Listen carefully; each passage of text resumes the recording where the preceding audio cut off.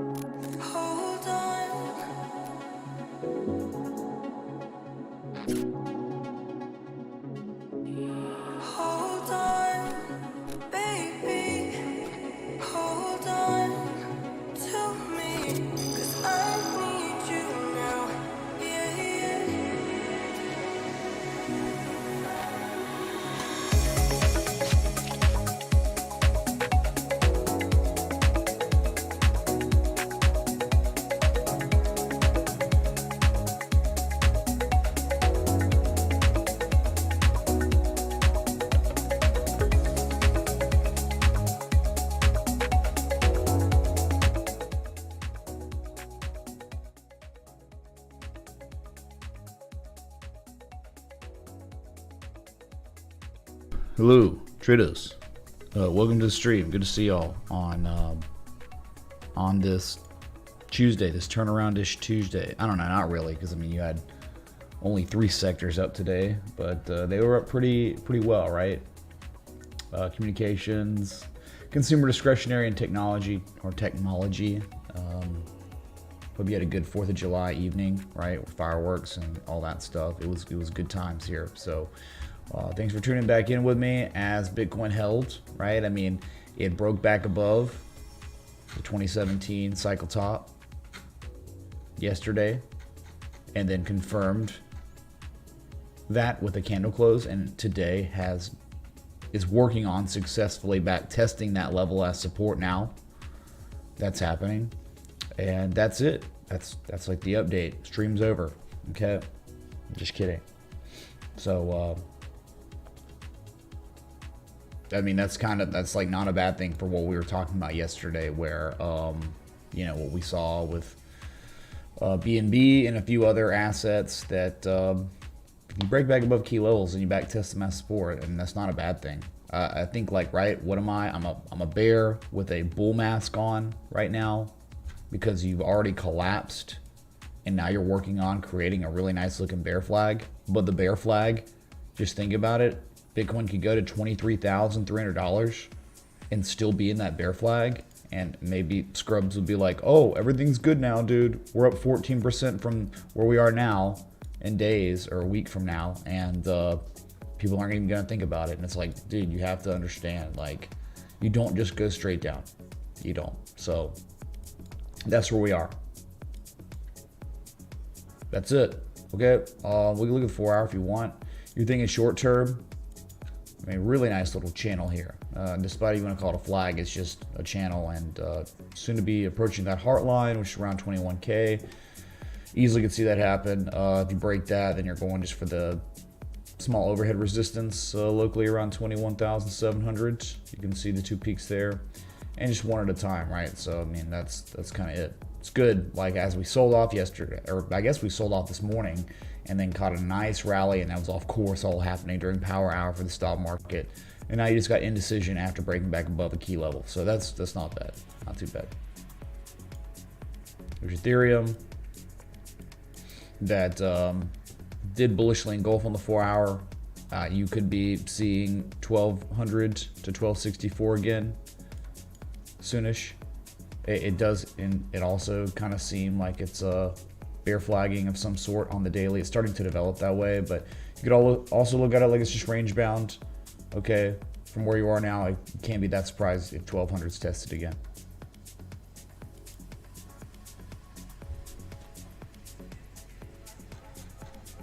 Here it is, right? I mean, pretty solid looking structure for now until something changes. Not bad. You haven't really done anything. I mean, you got as low as 1,072, so you're just kind of flat on the day, right around where you closed yesterday.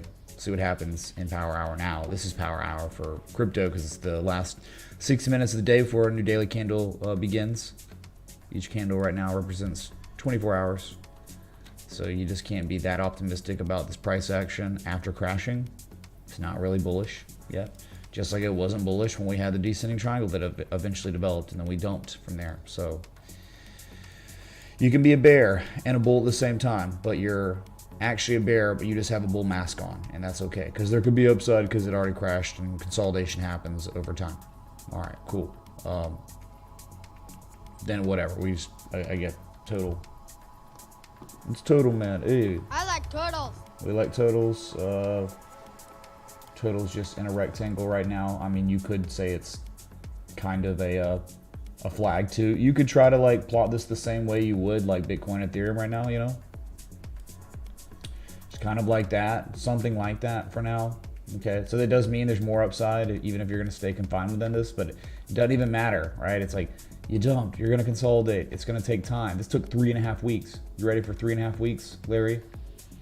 All right.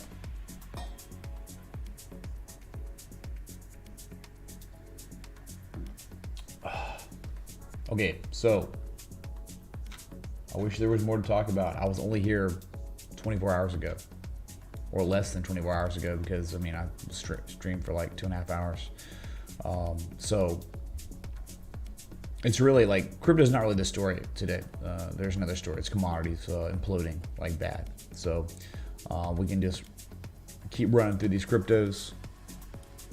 Sure, I mean, you know, here's BNB that was the most promising based on where it was making that kind of higher low. It's different than Ethereum and Bitcoin a little bit. It's so critical. It's so key. And what'd you do? As we discussed, what could possibly happen, which we don't never know. We could come back, test 225, and we'll see what happens. It wouldn't be weird. Right after you broke it with confirmation yesterday, you now back tested it successfully. And if you get a candle close, it'd be a confirmed successful back test, which is pretty cool. Upside, I mean, even if you're gonna look at it like it's a flag or something, a bearish consolidation structure, you could still go to 253, and it's not weird. It's still bearish. Still bearish long term, but short term could be bullish, right? Doesn't that make sense? You only collapse, man, but it's the divergence. It's the positive momentum building again. It's not bad. It may not be a flag either. It could just be a second attempt at breaking 210 or breaking the key zone. And on the second time, the seller's going to relent and you'll get a bigger wave up. But, you know, just kind of like you did in January and February, where you had a larger wave up, but it was still pathetic because the bearish market conditions. Same thing could be going on right now. Okay. Nice. So we're holding. That's it. You're holding.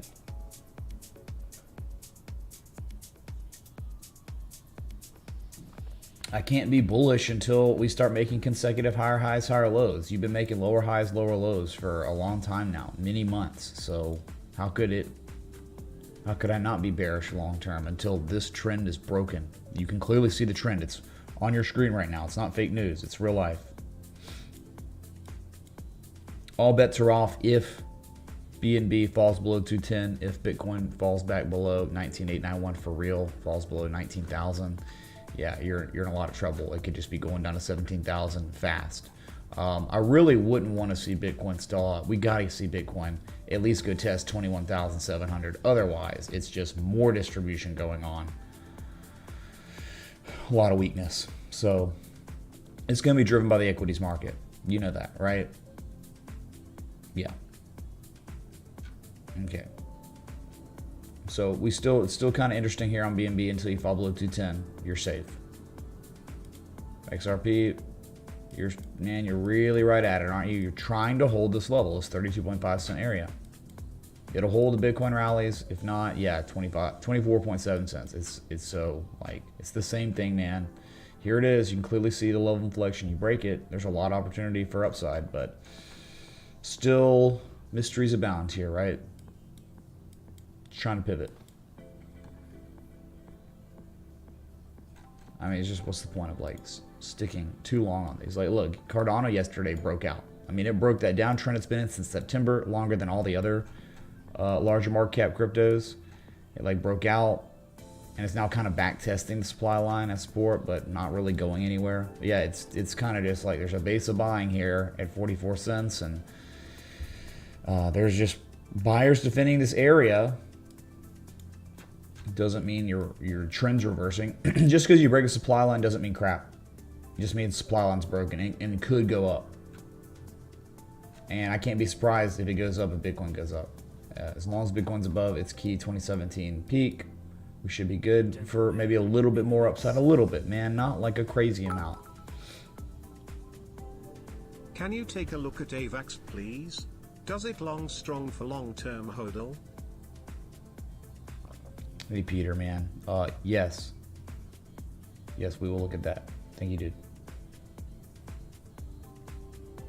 Okay, so breaking out, but not really any bids. It's down 2.6%. It's probably pretty much around where it was yesterday. In fact, it's right around where it was May 13th. Wow, dead asset much after crashing.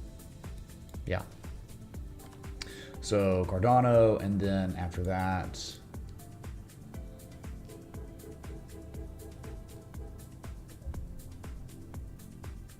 Sol, sorry.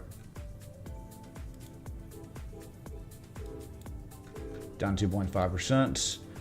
Below 37.20, which is the only place, I mean, it's like a couple times in history it's been an inflection point. When you fail to break that, you go down to 20 bucks.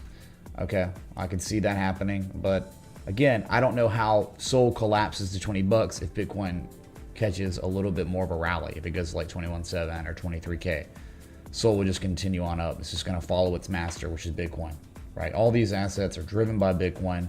Bitcoin's pretty much at this point driven by equities. That's it. So maybe a higher low is getting put in for now, but if it is, it's not breaking a level it needs to break. You break $37, you could find yourself at $48 sooner rather than later, of course. That's it, man. That's it. Doge, we got Doge, man. Just knocking them out because just not too much has happened. Whatever, man. It could go to 7.86 cents again. That's where you're headed if Bitcoin rallies, you know, above 19,891. If not, see it 4.2 cents. That's kind of been the hard target for a while. That hidden bearish divergence, though, we thought it's still kind of Mitchie, developing. Can you take a look at Pulse Dogecoin? I cannot stop with this beanie baby. I know it's an S coin, but it's been performing really well in the bear market this far. Thanks. Okay, Kush Blunts, man. Thanks for the 20, dude. Thanks, man. You know we'll look at it. Only because I like you. Thank you, dude. Okay, hidden bearish divergence kind of developing on Doge again. So, I mean, I wouldn't touch this. I don't know how you could, in your right mind, knowing traditional technical analysis, knowing what a trend is, knowing what kind of the macro environment we have going on, where you have like FX pairs are like collapsing, like imploding. Like today, the euro to the US dollar hit a fresh 20-year low. I mean, with all these things going on, commodities starting to completely roll over. I don't know how you could care about Dogecoin like in any real world. Like it's crazy to me. So, but we're looking at it because you can't believe it. It's one of the largest crypto market caps in the world. That needs to change, man. It's a joke. Oh, it's backed by Elon Musk, though. That's as good as it gets, all right? So that's probably why it's not at 2 cents, which eventually, when it's all said and done, I'm thinking 2 cents seems very reasonable. The most reasonable area for Doge would be like 0.6 of a cent, where there's actual multiple peaks and stuff, right? Like stronger support. Where you are now, kind of there's just chop around here. And yeah, I mean, crypto's only collapsed, dude. I mean, it's only like had multiple Black Saturdays and Black Mondays. So, I mean, what do you want? It's not going to go straight down.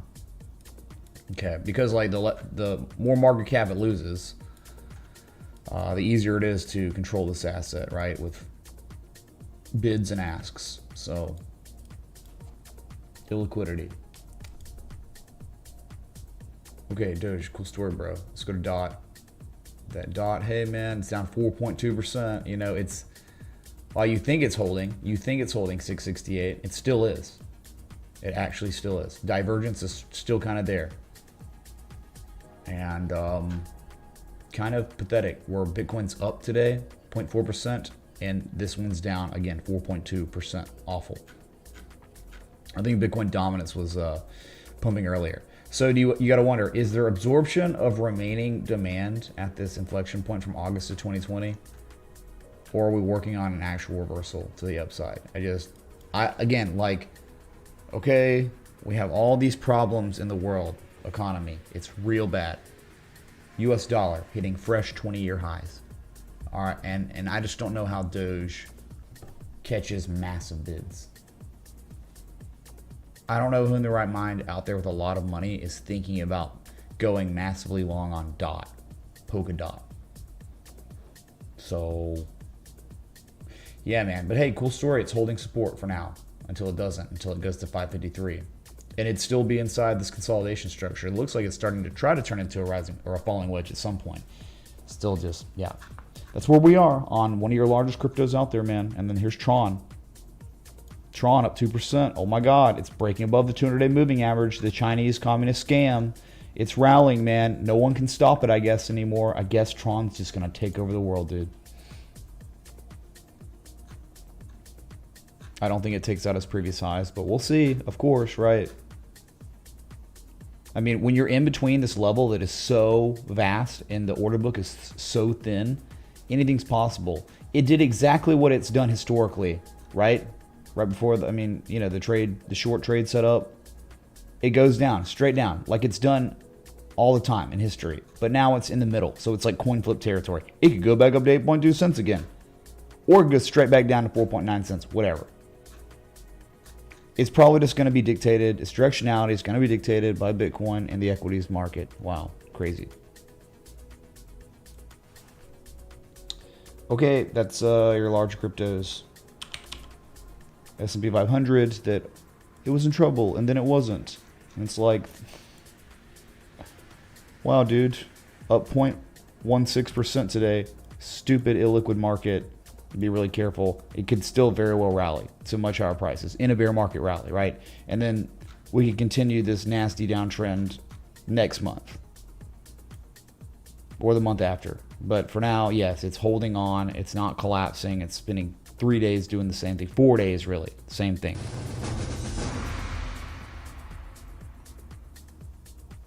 Hope everyone had a safe and great 4th. Excited to rejoin a Patreon. Dude, thank you, Beast Jedi. Yeah, man, you're right. Thank you so much, Beast Jedi, for joining earlier today. Tower Guy, Jeremy H. Thank y'all for joining the Patreon the past 3 hours.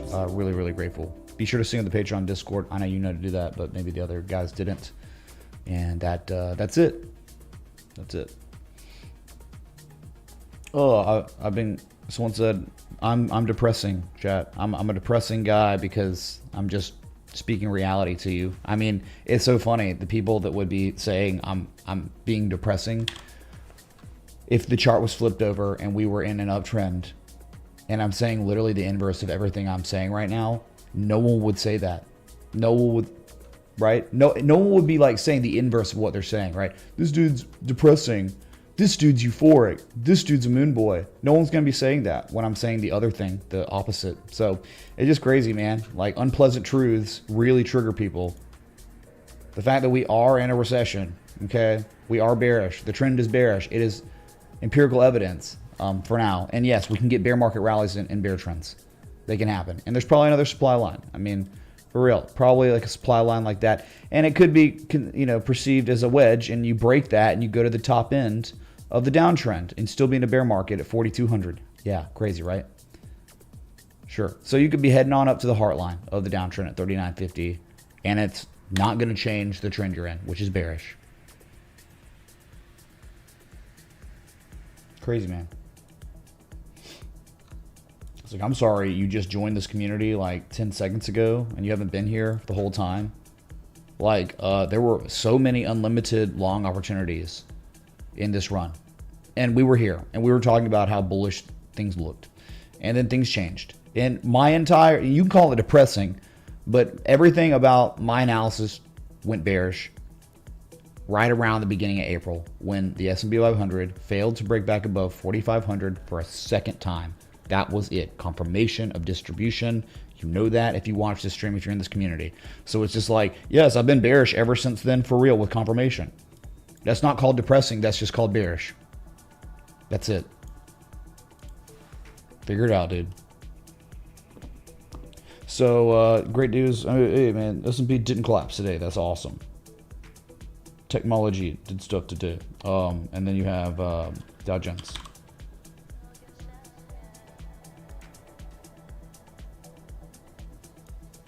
Dow Jones that, again, like so illiquid, 4 days in a row of nothing. After the dump on June 28th, it's like kind of like 5 days of nothing. I mean, some intraday price action, nothing, right? It's just, okay. I don't know if you're pivoting and making a higher low because the market's so illiquid. Tomorrow we could just gap down and dump so hard to 29,564. It's so hard to trust this illiquid market. But one thing we can trust is the overall trend right now, which is bearish. That would protect you from making stupid decisions on going long because Jerome Powell's speaking about something and you're watching the price action. The illiquid market pump 2% because he said something. Like, that's you getting played by the market. You got to wait for the overall trend to reverse, man. And that's going to take a long time. Could take us 18 months total from the top to the bottom. I mean, so far, where are we? You know, since the day we topped out, January 5th. At CRV, at an interesting 180 days. We're 180 days in. Bullish divergence on major time scales. Of course, it all depends on Bitcoin. Peace, bro.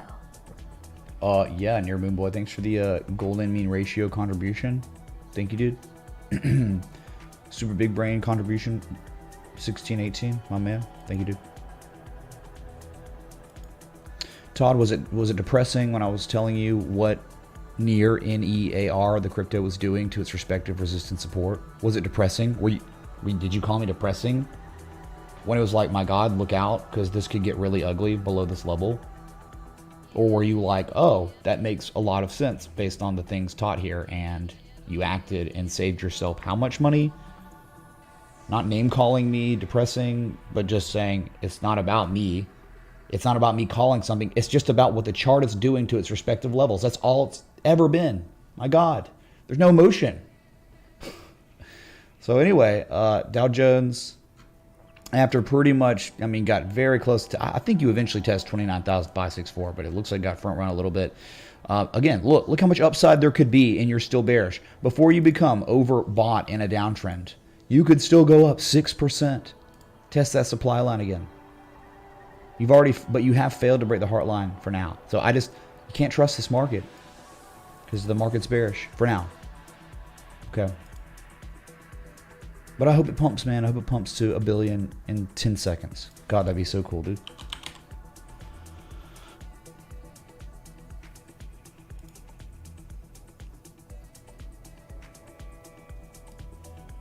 Nice day. Again, technology drove assets up on the Nasdaq today. They were the sole driver.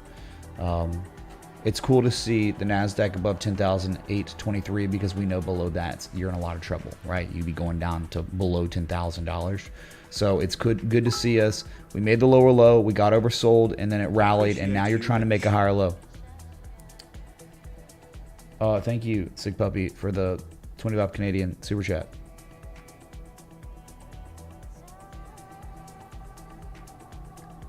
No, Nathan, that's you projecting some sort of massive insecurity you have about yourself. And I'm sorry, I hope you get over that, but that's not at all what's going on. I can't help that that's the way you perceive it. Many other people in here do not perceive it like that at all. And many people in here have saved hundreds of thousands of dollars from my depressing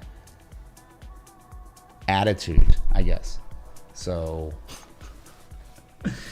don't gaslight, dude. It's weird. It's weird trying to gaslight your own problems on other people. Okay, I'm just here providing unbiased market analysis. Okay, it's biased bearish because the trend is lower highs, lower lows. And what we know about lower highs, lower lows consecutively, that's a trend. That's a downtrend. Bullish stuff just doesn't perform as well in bearish markets, and it can't be as reliable. That's real life. I didn't make the rules, dude, but I've studied the rules for over 11 years now. So whatever. So look, let's just say, I mean, look left on the Nasdaq. If it went up to 11,935 or 12,000, you can't be surprised because that's almost all it's ever done is up, down, up, right? Down. It could go up. If it goes to $12,000, man, you can't be that surprised. If it ever breaks $12,000, you're still not in a bull trend because you have this massive downtrend you've been in for, you know, since the beginning of the year or late last year. So you get up to 12,500, you're still in a bear trend technically. Yeah. So that's it for NASDAQ and the Russell 2000.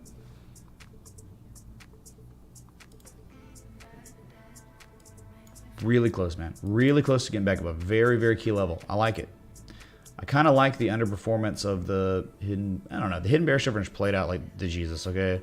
And then there is actually bullish divergence on the RSI, right? From the low to the higher low, okay? So if you get back above 1743, there's not much history besides straight up, straight down between 1743 and 1926.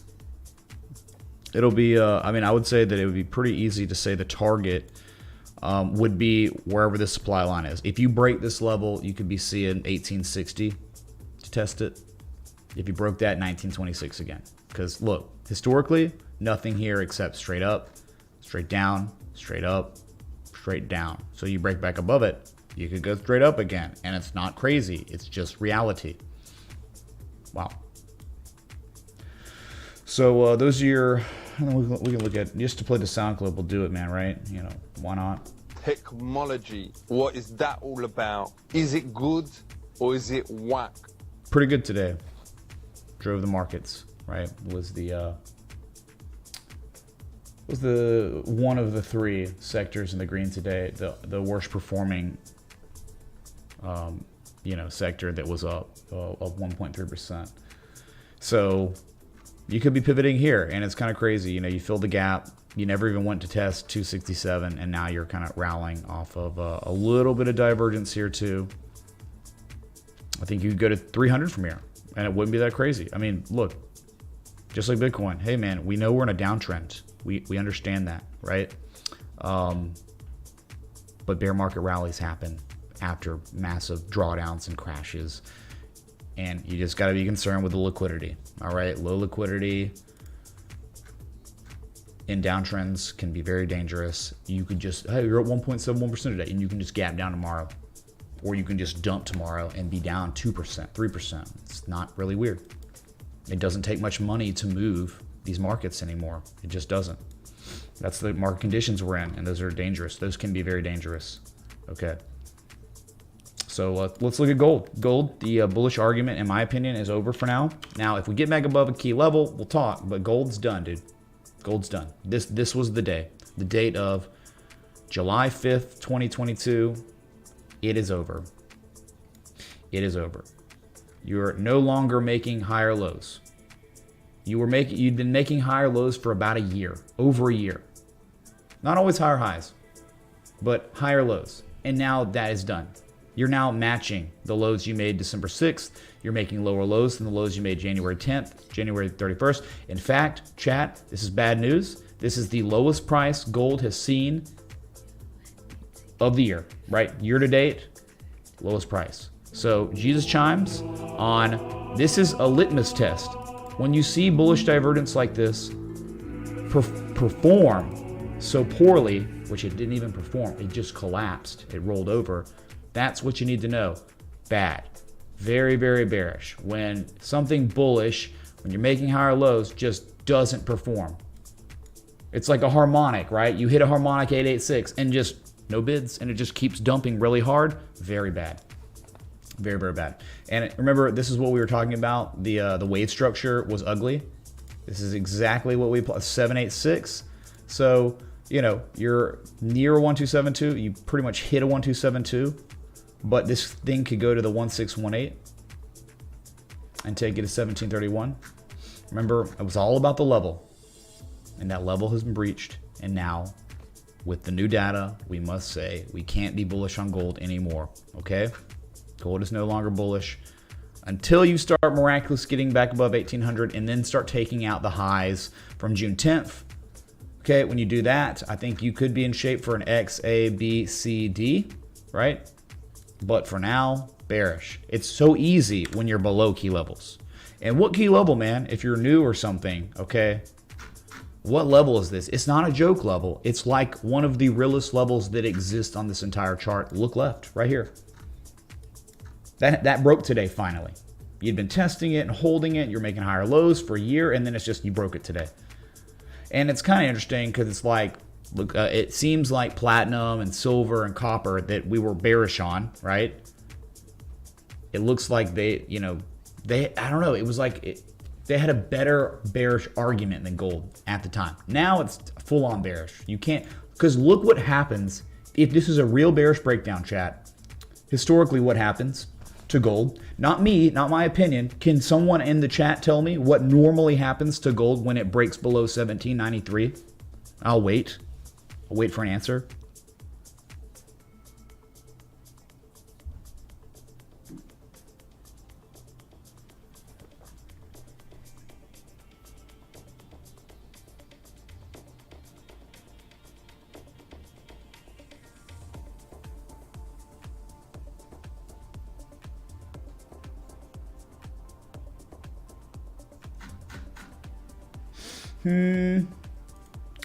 Some people were answering, right? Yeah, dump, straight down. 2, yes, what some of y'all said, like, oh, you know, and put smoker and never mind, and always stocks. Insert go.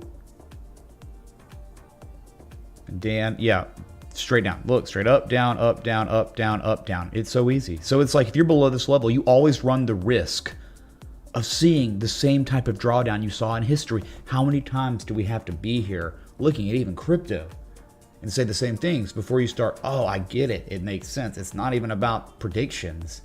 We don't know. It's just history's told us what it does. So my God, if that happens, you understand it is the Sauron double top. It is. Here it is, chat. Here it is. Very easy to draw the Sauron. Okay. There it is. Very, very bad. You've confirmed a top. No, first time buying climax. No one knew in August 2020. Now everyone knows March 2022. When you're below this level, you can't own the asset. Now, if it gets back above 1800, we get a fake out. Fake outs happen all the time, and you can start rallying and everything's good. But literally, until you get back above 1793, you have to be bearish. You have to protect yourself. You can't just be, if you care about TA, and you just sit in an asset that falls below a level like this, and you know what it does historically, what are you doing? That's like, same thing with Bitcoin. When you're below 40K, and you know what it does historically most of the time, how can you want to own Bitcoin below 40K, 42K? Because it goes normally straight down to 30K. How could you want to own Bitcoin below $28,800? Because historically, all it's ever done is straight up and then straight down to 20K.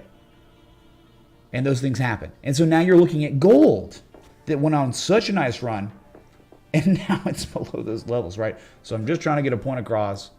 that even on something like this, man, could be in a lot of trouble if you don't fake out soon and get back above 1800 like now, like tomorrow or this week or the next couple. You got to do it soon, man. Otherwise, you are screwed and you are sour on double topping. Okay. The Tower of Berador. It's Berador, Josh V. There you go, dude. Don't get Beradored. All right, let's move on to something that made the most sense. Okay. It was silver. It was silver. TA respected like the Jesus here. Well, because it wasn't making higher lows. It was only making lower lows and lower highs, lower lows, lower highs. Oh, the trend sucks. And then you crashed, and then you consolidated bearishly. You were testing a key level from like 06 or something stupid, like way back from 08, excuse me. And you broke that. And you understand most likely going to 1735 in time. There's a little bit of local support. I mean, there's global support resistance around here. I'm just telling you the trend, what we're in, what you think's going on from the COVID crash low to the high. A full reset on silver. A full reset would take you all the way down. My God, dude. 1561 to 1376. That's an 886, man. You can't tell me the 886 isn't perfect here. You've already broken the bad action magnet move. Just go ask Scott Carney. Right, the B point, you have a high probability area when you break the B point.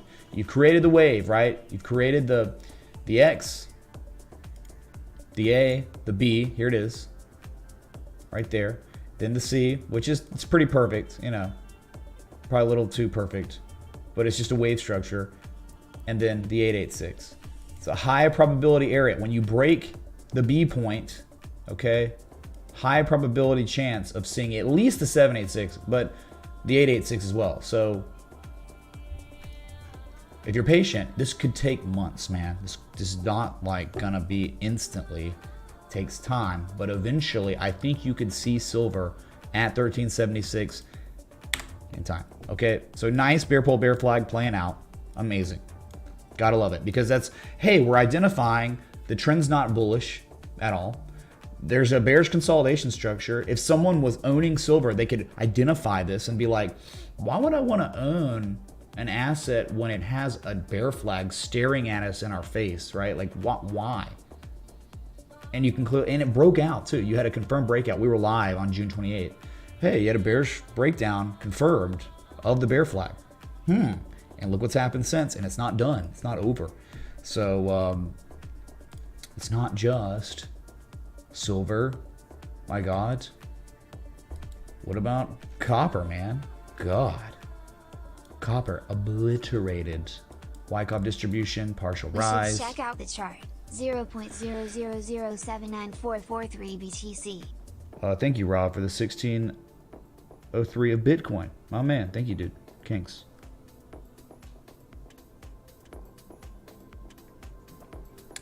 So this one was like a lot, like even easier, because it's just like, how many times you got to see a massive run up and then just sideways, and then like, you know, you get back to the critical support levels like you did in May, and then you rallied, and then you just started rolling over, falling back below the 200-day moving average. Look, when in a bullish market, you want to be above it, right? Above, and you're below it, and you confirm that it's resistance. You confirm that you've fallen below it, and you've just been collapsing ever since, right? A bad action magnet move, technically in this situation, would be that August of 2021 level. And dude, an 886 takes you down into twos, 230s, 240s down here. A lot more support. You're almost to that first little level though, right? Hey man, if you break 38, 395, 329 easy, well, you're almost there. You'll probably test that in time. So if you break that, $3, 287, then after that it's 250, 240. Okay, so a lot further to go. How far are we on the Fibonacci right now from the COVID crash low to the not the all-time high, but the highest high? Was it all-time highs, I think? Yeah, it was barely all-time highs. You've just now exceeded a 50% retrace, so that's pretty moderate, you know. Why not a 618? Probably in time. But the deep retraces the full reset, 230 to 262 down here. Okay. So all this stuff, man, all these things are just getting wrecked. There's got to be a reason. There is. Let's look at one more. Was it PL? Yep. Terrible, dude. Like, it was okay. It was gonna do things. It was gonna be all right. And then what happened? New data presented itself. We were able to identify distribution confirmation. And when you get back down to this level, after doing that, it's over. It's done. And look at you now. Larry, 756 in time if you're patient. Perfect. TA respected. Love it, man. You gotta love it. You love the back test, successful back test of 926 as resistance and then a bearish engulfing candle. It's over, man. This thing's going to 756 in time. It's my opinion, man. Okay. You can't just fail to break above the 200 moving average multiple times. You can't underperform this bad. You can't do that. So you go, all right, it could be bullish, and now it's bearish. Okay. While we're looking at these, again, I think we should just look at the US dollar right now. And this is like the wrecking ball. This is destroying everything. Oh, poor emerging markets. Poor anything tied to the US dollar right now, for the most part. So 107.68. But you broke in like a range, like a multi-year range, a 7-year range. You're out of it. You're like really getting out of it.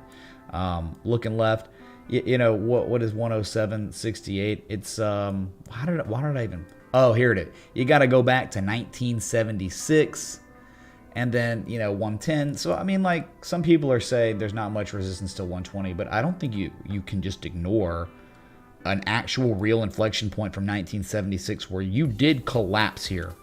So imagine ignoring that. I mean, above that, 110. I think if you're breaking 110, then it's 115. You can't ignore these peaks and valleys. They're there. So, but yeah, very illiquid. I mean, things start getting real insane real fast when you do break 107. You can clearly see, even when it did peak out at 115, it took such little time for it to get there. So, you can clearly see a straight down, up, down situation to 120. All right. And then even, my God, dude, when you break 120, 124, could you imagine the US dollar ever getting back up to 164, February 1985, sweet mother of God? All-time high, right? But yeah, 120 is mega. That's such a big time because that's like 2000. That's where you peaked, topped out. So serious problems across all markets, and this is a big culprit right here. Okay, just want to make sure you all know 20-year highs today. Jesus chimes for the US dollar. Your cash, my God, not too bad, huh?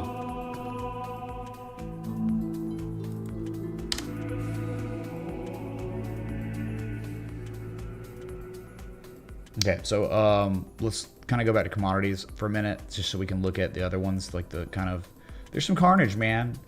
There's a little bit of, like, dude, okay, for instance, let's just, well, we got to go to U.S. oil and natural gas first. Here, like, is the chart. U.S. oil, massive bearish engulfing candle confirmed. Breaking back below this level that was the Jesus supply line, demand line, whatever, on both sides, right? March 2020, look, you got July 2021's resistance again in October 2021. Then you break it. Then it becomes support. March 2022, over and over and over again, all the way to May. And then you even tested it again on the 22nd of last month. But then what do? What happened, right? Forget about that supply line. So you went up and you back tested a massive zone of inflection. Look left. Here it is.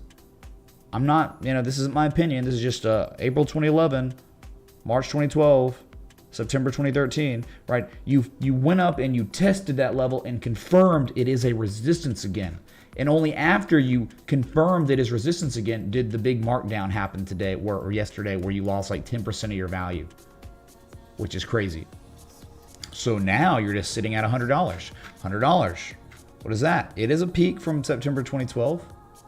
It is also a peak from 2008. If you break that level, I have no idea why US oil technically doesn't go down to 86.91. No idea why it wouldn't do that. All right. So pay attention to the levels here. We can look at the supply lines and get all cute with that. Just look horizontally. When in doubt, just look at the horizontal levels. What does the price action do between, peaks and valleys, right? A lot of straight up, straight down, up, down, like over and over. That's all. So why not? $87 is your target. if U.S. oil falls back below $100 and stays there for just a little while, right? That's where you'd be headed. And you got to like it, man. I mean, this is what I was saying. When you have, you know, is it going to keep going? You don't know if it's going to keep going. But my God, I'll tell you one thing certain. It's never a good idea after an amazing run to be trying to take fresh longs staring into the face of a pretty much completed bearish shark or bearish harmonic of any shape, right? Any type of harmonic at its pattern completion zone. It's kind of crazy. It's like the most insane thing you could do. It's like inversing what you should be doing, right? So after bearish and golden candle yesterday, let's see if there's follow through today. You break $187. So here we go, man. This is what happens when recessions really start taking off, when they start going, man. Commodities collapse. And that's kind of like, have you seen the thumbnail today? I mean, that's kind of the whole point of it. So we can look at, this was the star of the show today, commodities, the unraveling of commodities. So let's look at natural gas. That is below key supports. And here you go. Okay, chat. Here you go, dude. So 575, 608, 634, all levels. Okay. There are peaks and valleys, right? There are inflection points from a long time ago, right? You know what you're doing. You are now below them. And the target from here, minimum 442. If you're and like why I think you could very well be going to 440, it's not just about the breakdown, it's a fall through. It's about the price action correlation below the key levels you've fallen below, which you are below right now. Look what's happened in the past few days. You broke it with confirmation June 30th. Then you went and gapped up and tested 575 as resistance once. Then the next day, twice. And on that second failed attempt of breaking back above the levels that should have been support resistance, they're now resistance. You bearishly engulfed. Traders settled up lower than the daily 200 moving average. And now look what you're doing, you know, today. I mean, I hope it breaks above it, of course, right? I actually don't. I want all commodities to collapse so people can afford things and don't die, and can, you know, use their vehicles and machines and stuff. Look, you were testing the 200-day moving average right now as resistance. That's not really what you want to see. There's a lot of downside. 440 or whatever, 440 looking like, right? Just, you know, a valley from 03 and 04 and 06. A peak from 09. Look, a peak from 1996. That's kind of your target from here. So the downside potential on natural gas, if it just does what it does historically when it falls below this level, you have about 17.65% downside from here on natural gas. That's just technicals. You break back above 634. Hey, now we're talking. You might move into 763 again. But for now, until we break back above those levels, you got to understand what could be coming next. Okay. Just being relevant here. You got to love this. Gasoline futures fell off a cliff today, down over 10%. It didn't technically bearish engulf because it was so weak that it gapped down lower than the close from Friday, but did in fact get a candle close confirmation below a very key level, which is amazing. You gotta love this, right? I know there's a little bit more, but look, you're below 363, the high from 08, the high from 2011, 2012. It's kind of doing almost exactly what gold's doing. Yes, gasoline futures. So the next, if you stay below this level long enough, which you may not, you may just shoot back up above 363 and then we'll talk. But from a bearish breakdown based on history, normally the asset dumps 27%. There's 27% downside on gasoline futures if you stay below this 341, 363 level long enough, okay? I'm not trying to be depressing, whatever some people are saying, which is just crazy. Stop gaslighting me. I know you're depressed, but I'm not. I'm living life, man. I'm happy. This is just real life. These are just charts, okay? These are just critical levels from history. So there's no edge at all. Nothing implying that sellers are exhausted on this chart. So good. Not oversold. That's also good, but you're in the bearish control zone. Awesome. We want this to collapse. This chart is, hey, the national average for what people pay at the pump. So dump it, man. Dump it down another 17%. That'd be amazing.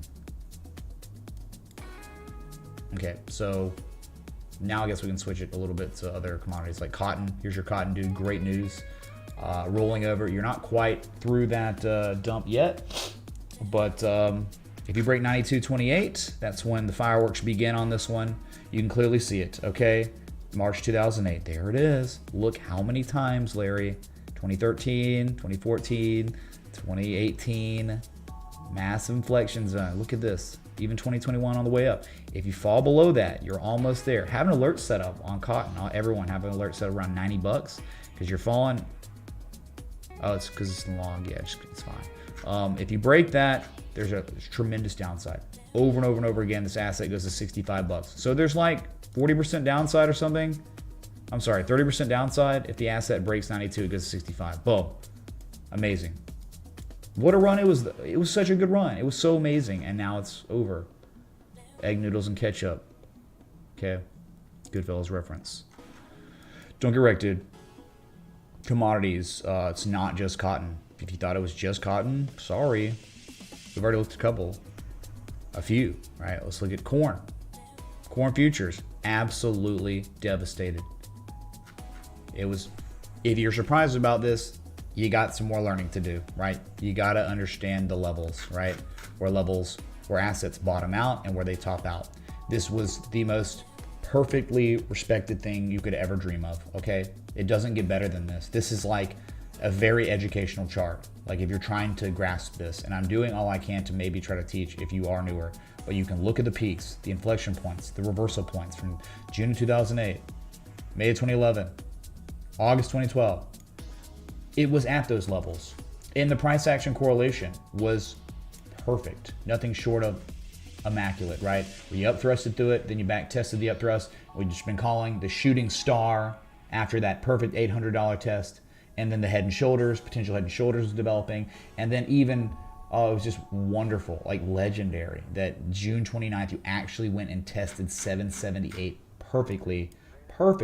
That was the absolute tip top to the cent, June 27th, 2008. And you've collapsed since then. It's over. One time, no knows. Second time, maybe everyone knows. There's a lot more downside on corn. I'm thinking maybe 522 in time, if it's just going to go the next level.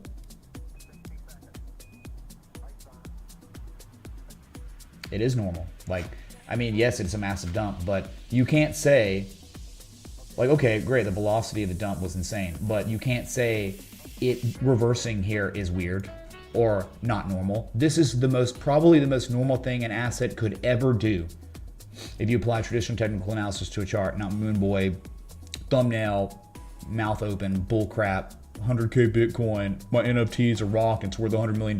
Not that. I'm just talking about stuff that existed long before any of this bullcrap existed in crypto, okay?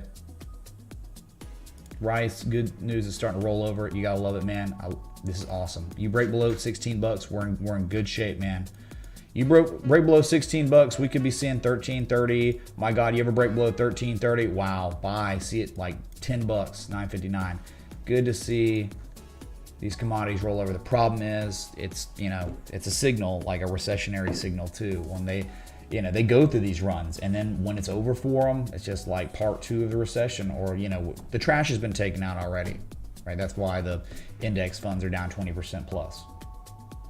But now it's the other part where the blue chips have to get wrecked. Commodities got to get wrecked, which is energy and gold and silver, rice and corn and soybeans. Soybeans. Wow, how perfect of a back test and kind of a shooting star. Okay, chat. New day. It's a new day on Bitcoin.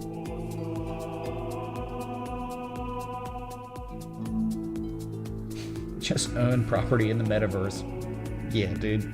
That's it, man. Just buy that $1 million yacht in the metaverse.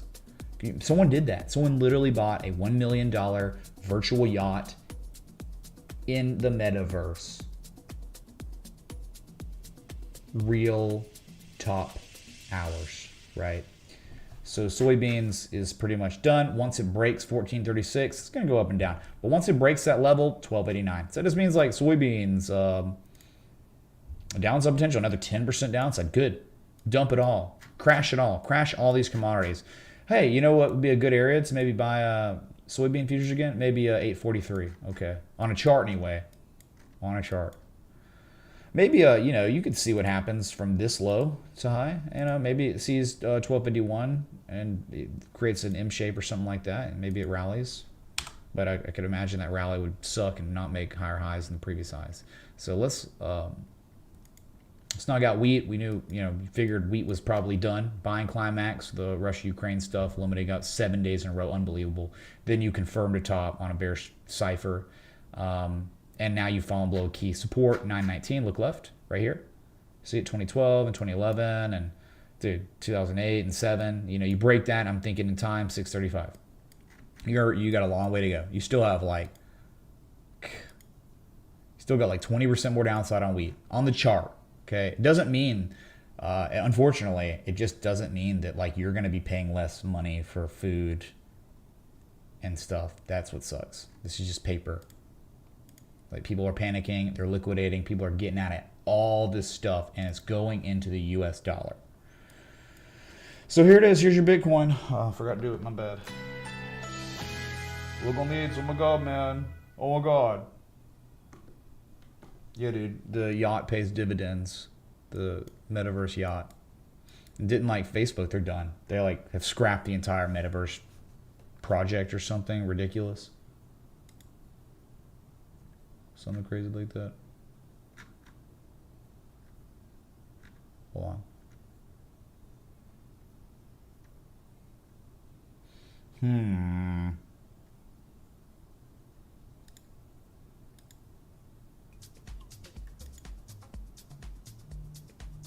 Don't know how this is gonna go. So that's it. You've confirmed that 19,891 is support now.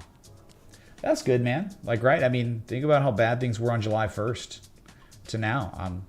I feel better when an asset when it breaks back above a previous cycle top, and then on the next day it back tests it and confirms the validity of it being a support now, which it never does that.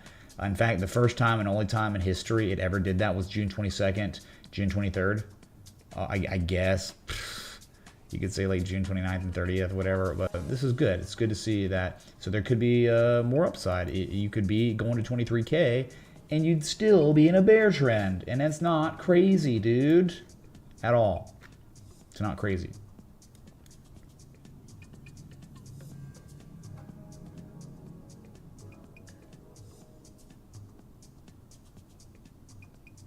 Oh, it's terrible. Dude, if the Fed is raising interest rates, the problem is they raised interest rates way too late. That's the issue. That's failed policy. They should have been raising rates on the way up sometime. Well, not this, but for the index funds, when they were going straight line up, V-shape, after the V-shape, they should have started raising rates. They started raising rates only after, you know, enough time went by where you created these asset bubbles everywhere. Everything was a bubble, man. My God.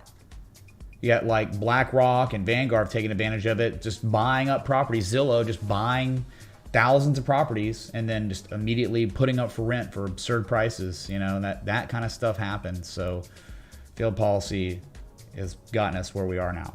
And also creating $9 trillion in a 2-year period globally out of thin air. 9 trillion. That's insane. That's crazy. So you're just getting the cause and effects. And it was just so fun talking about even when COVID crash was happening and, the Fed started printing. It's like, hey, it takes about 2 years. Well, according to what we know about the Weimar Republic, it took about 2 years after the printing press turned off for the really bad effects to occur. So I'm not saying we're going Weimar. Remember, don't ever say that. It's crazy. You should never try to like hyperbolize with what's going on with the Weimar Republic, because they went like 49,000% inflation. That's just not going to happen here, okay? But we can have super inflation for sure, but we're not going to that bad, okay? I know some people like try to say that. It's just not going to happen. So anyway, good news on Bitcoin. Good news on Ethereum, kind of. Bitcoin more so, BNB more so. Ethereum just kind of along for the ride. From where you are right now, it wouldn't be weird to see 1,200 again. If you break 1,200, 1420. There you go.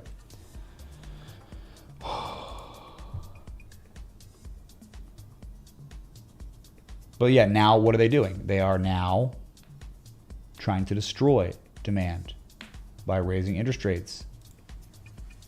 in an economic slowdown, right? You had that knee-jerk reaction where like, all companies, right, their warehouses, there was a huge shortage of supply last year. And so what they do, they overfill their inventories, and they still have all that inventory, and now no one's buying anymore. So they're just screwed. Yeah, economic slowdown. Okay, so Bitcoin, Ethereum, we look at BNB too, just local on the 8th, coming back to, hey man, look, great news, BNB, look at it. It broke out yesterday, it broke back above a key level, and it's back tested it successfully today. I like that price action. I like the past 2 days of price action.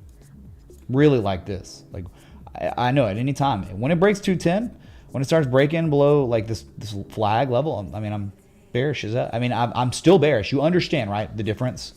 I am a bear with a bull mask on right now because you have collapsed not once but twice. The second collapse was just barely lower than the first collapse. And now you're just getting back above key levels. There's seller exhaustion on the chart on the daily. That means there could be more upside. Just not much, but some. These assets don't go straight down, dude.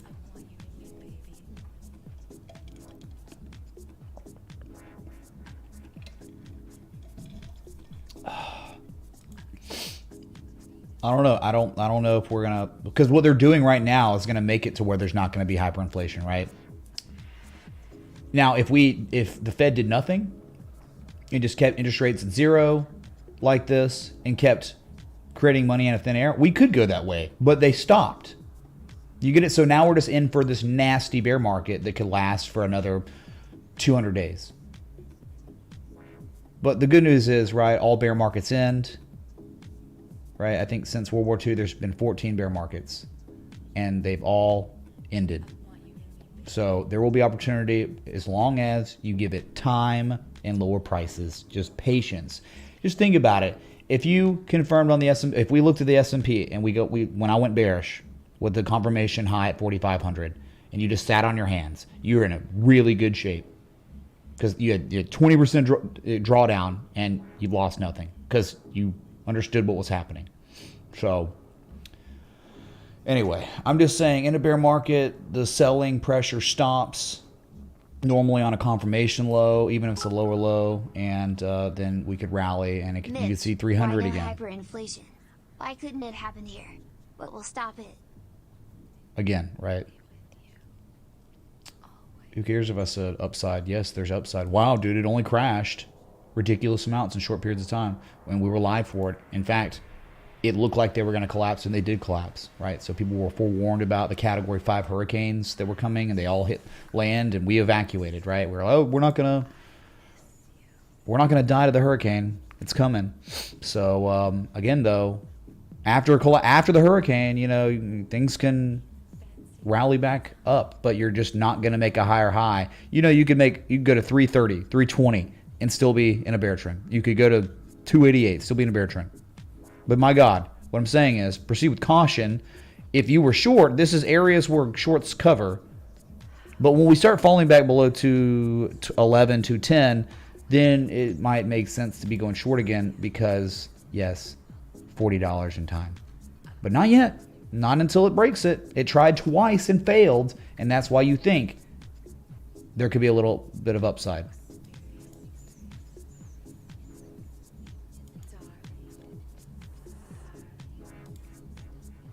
Oof, what a stream.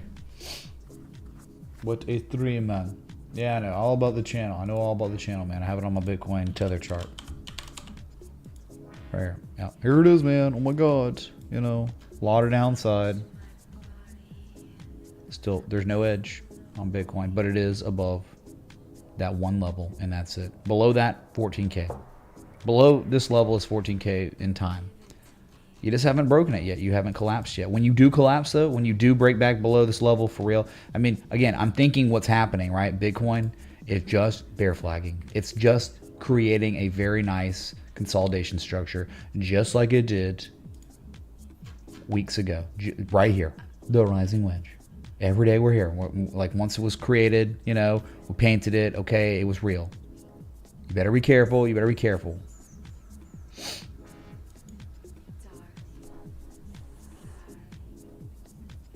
So man, my God, man, there's just stuff. Like, look at this. So look on the 8s over. Euro to US dollar. Here's your 20-year lows. Collapsed yesterday. Collapsed, Larry. Was like an S coin. Look at this. Took out the lows from January 2017, and you had not seen these levels since 2002. And understand, nothing really makes sense on the euro technically until 101, which is that high from July 2002. Straight line up. And why not straight line down? It's like Bitcoin breaking 30K. There's no history of it going straight down, but there is only history of it going straight up. So you break it straight down, 101, 20K. There you go. That's where it's probably headed in time if you're patient and you wait. And if you fall below that, mother of God, you could be looking at like 96 to 90. Yeah, just 96 cents. It'd be terrible. Be careful, you know. I think we talked about this yesterday, the day before, or yeah, I think it was yesterday. Someone was like, "Oh, which one would you rather have, euro or pound?" I'm like, I guess maybe the pound. They're both awful, but I guess the pound because it's just not as ugly as the euro, and it's true.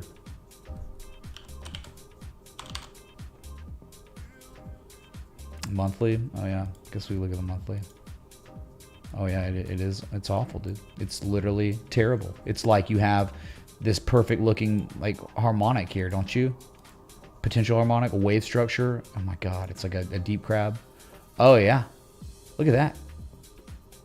Someone next time Scott Carney streams, be like, hey, could you look at the euro on the monthly and tell me what kind of potential harmonic structure is there? And look where the pattern completion zone is, right around the lowest low ever for the euro in May of 2002. I mean, what's going on in the world if that's happening? If this happens, like, again, this is the monthly. Each candle represents 30 days, so this could take years. But dang, man, could be really bad. All formal support has been breached. There's no denying that. It happened.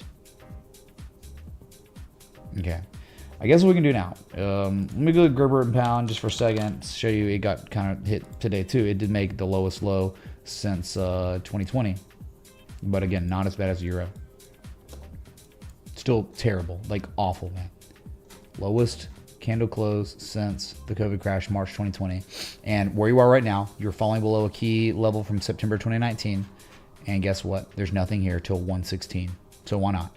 Probably. I get it though. You're getting near the 886. I don't think you're quite there yet. You're almost there. Yeah, 886, 117. Yeah, that's probably where you're going. If you're just patient, you just wait. You'll see those levels. Massive breakout on the DXY, right? 20-year highs. Massive breakdown on the euro. Massive breakdown on the Great Britain pound. Okay. Whew. Anyway, yeah, we'll get some of these. We had a couple requests, I think, you know, like 2 or something. Wow. Times are tough, man. We'll wrap it up, whatever, early. Been live 1 hour and 11 minutes and 11 seconds, all about the ones. If you're enjoying the live stream, hit the like button, the bell, sub. Thanks so much for being here. Be sure to join the Patreon if you want to support what I do. You know, going live, doing the stuff. You want that to be preserved, and you want to support the team that keeps it going too. I think joining the Patreon is the single best way to do that. But you also get trade setups, education, and access to the exclusive Patreon Discord. All right, so. Let's see here. What are the requests? The first one was Avalanche. Let's see Avalanche, dude. I think we looked at it yesterday.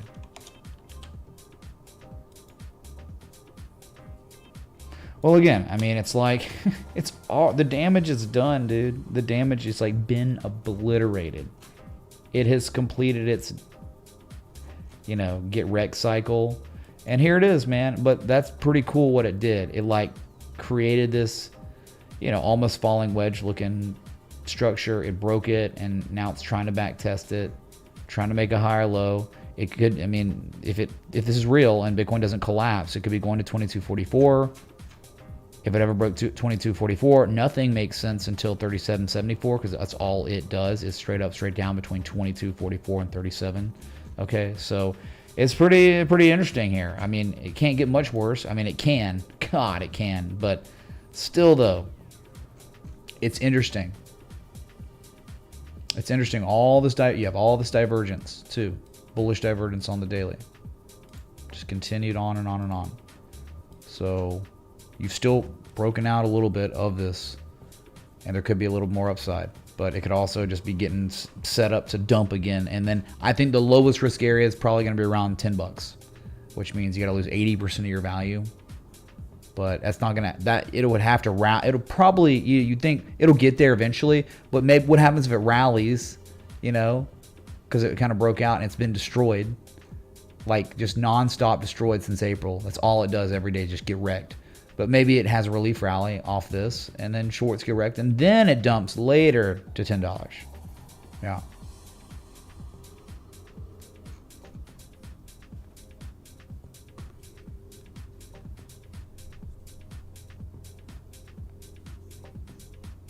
Now Pulse, Doge Chain, Connect, Coin, Lon. Oops.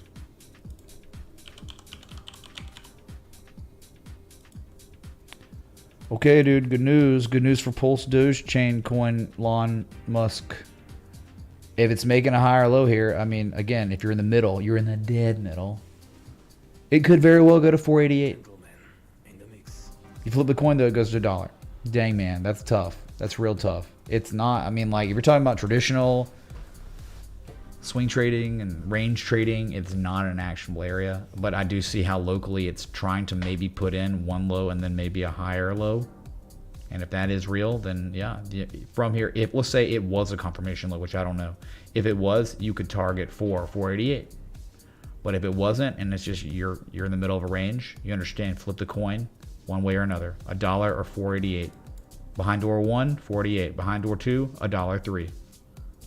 Okay, that's it.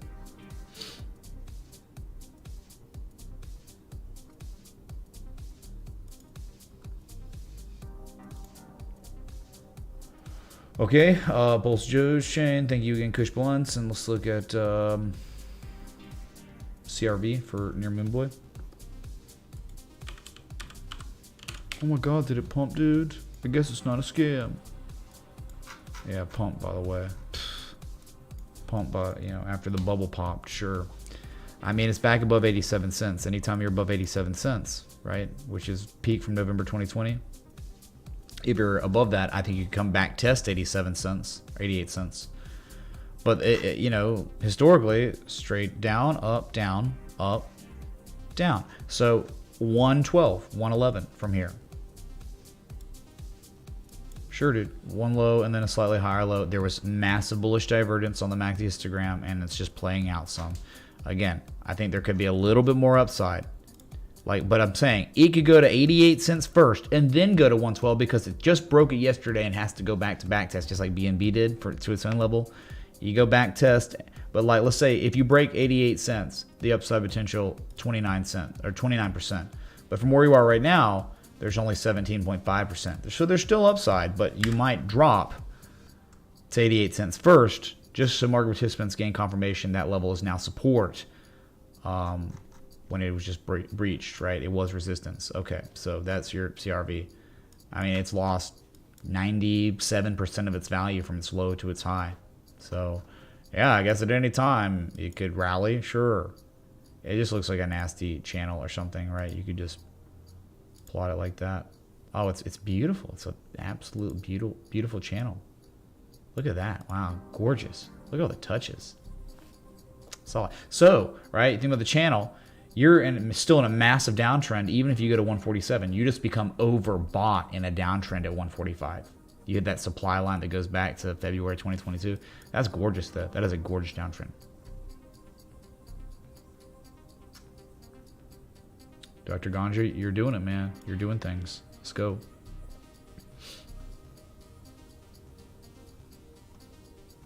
Let's look at Bitcoin dominance now for Rob.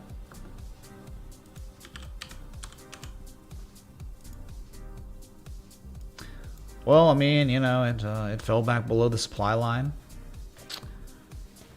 I'll tell you this.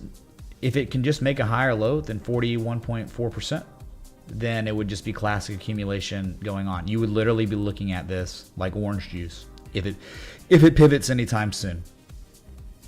If you start pivoting and getting back above the supply line, start rallying here, then it's 3 lows. 1 low, second low, third low. Then all of a sudden it's like this. It's like, oh, all of a sudden, potential 3 rising valleys. Classic accumulation after hitting an 88% retrace and bottoming out.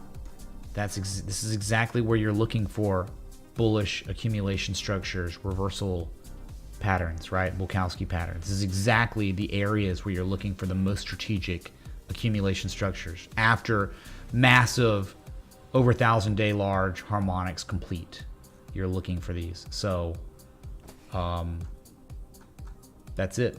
You could be very well working on that structure. And I'd say, what could it look like? You know what it might look like?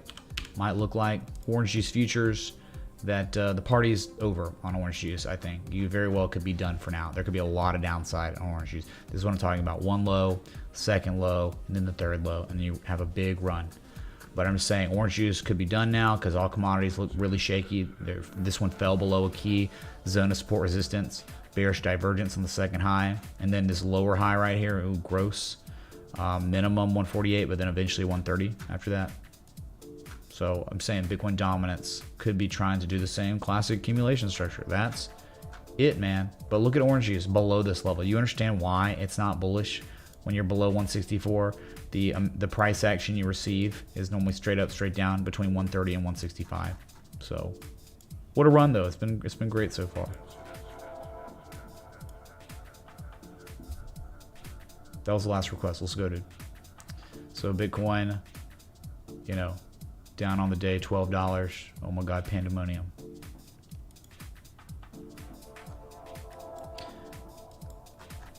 That's it, man. We're bear flagging, but in bear flags, you can have ups and downs. So to the height of the bear flag could take you to the 23,000 area, and it wouldn't be weird. In fact, it would probably make a lot of scrubs very complacent, and maybe they start buying Bitcoin at 23K because they don't know what's going on. Which, again, we're in a bear trend. That's real life. But in bear trends, you can consolidate bearishly, right? For weeks. 2018, it was like clockwork. Anytime you reversed from a bottom, it was a 30-day thing. For 1 month, you would rally and then top out and collapse again over like 3 or 4 different times. So, yeah.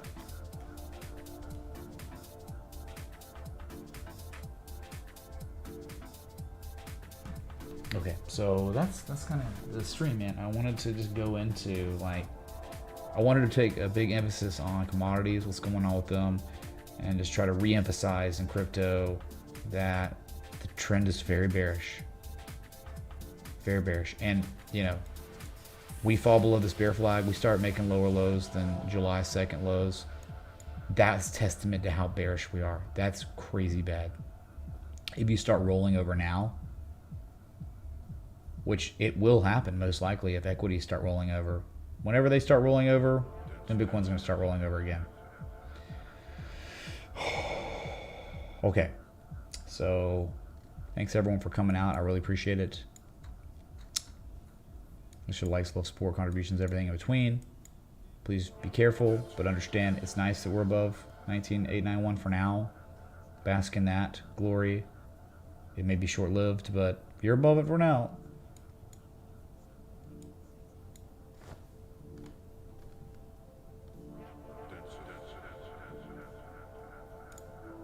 So I'll just be back. Till next time, respect the T. A.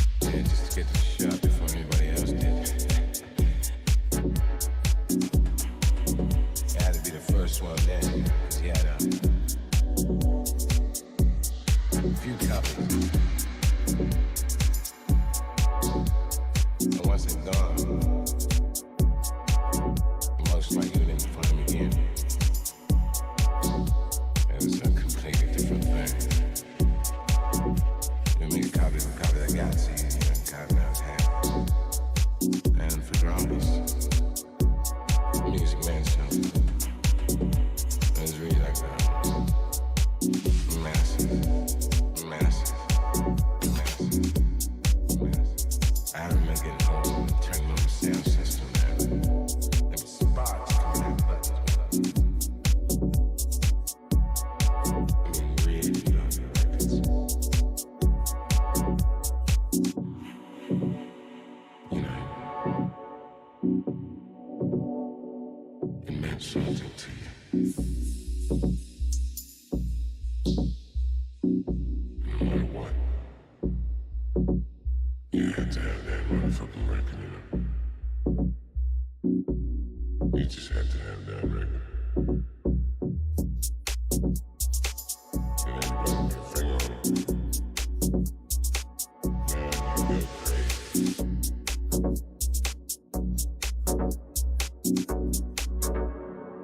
I love my records.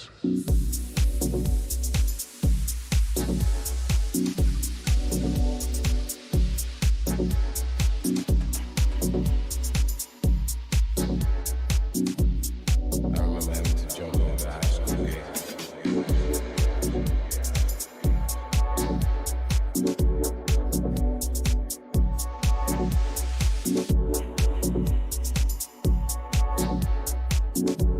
Yeah, just to get to the shop before anybody else did.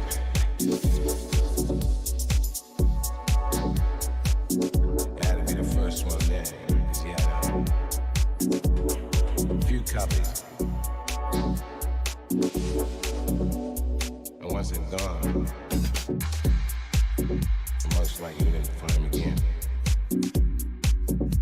It was a completely different thing. We make a copy of a copy that got to you, copy now it's happy. And for drums, music man something. It was really like that.